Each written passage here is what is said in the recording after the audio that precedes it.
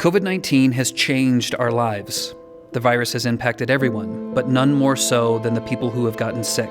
Northglenn resident Elisa was diagnosed with COVID-19 months ago and still experiences symptoms.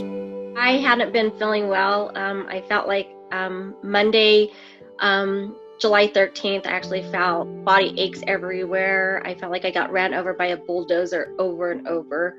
I hurt from my head all the way to my toes. I was running a fever about 101.6.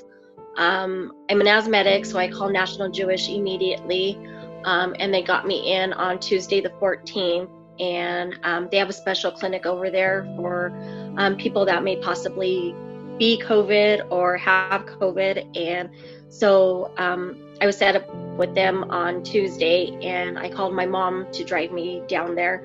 And I got the call on Wednesday the 15th that I was positive from COVID. I was very scared just because I've got the asthma and other underlying health conditions.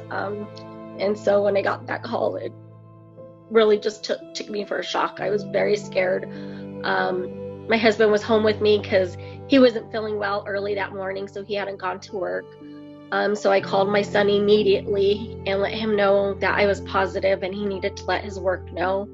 I called my boss at work and let him know I was also positive. So it was very scary, and I talked to my doctor, and by that evening I was actually hospitalized.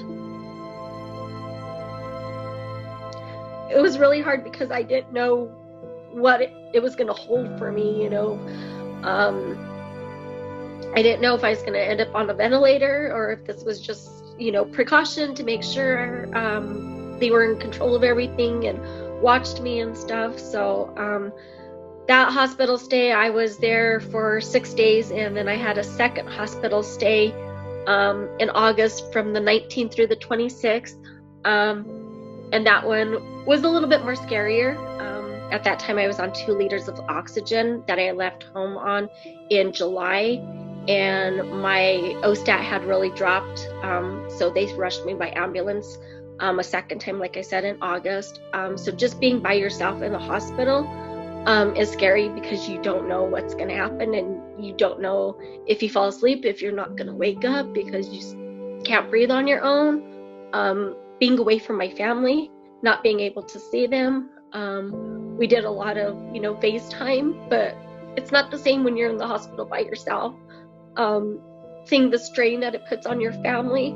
My mom took it hard. My dad was kind of like, you know, the backbone for my mom.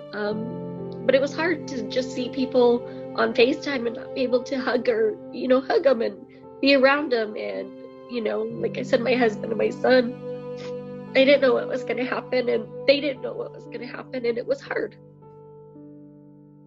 In my second hospital stay, you know, they were finding like these spots on my lungs, but my second hospitalization, they actually found what it looks like is pneumonia in both my lower parts of my lungs. Like my left one doesn't work from a previous surgery, but they could find some in like the middle part of my left lung, and then in my right lower lung, they found like pneumonia.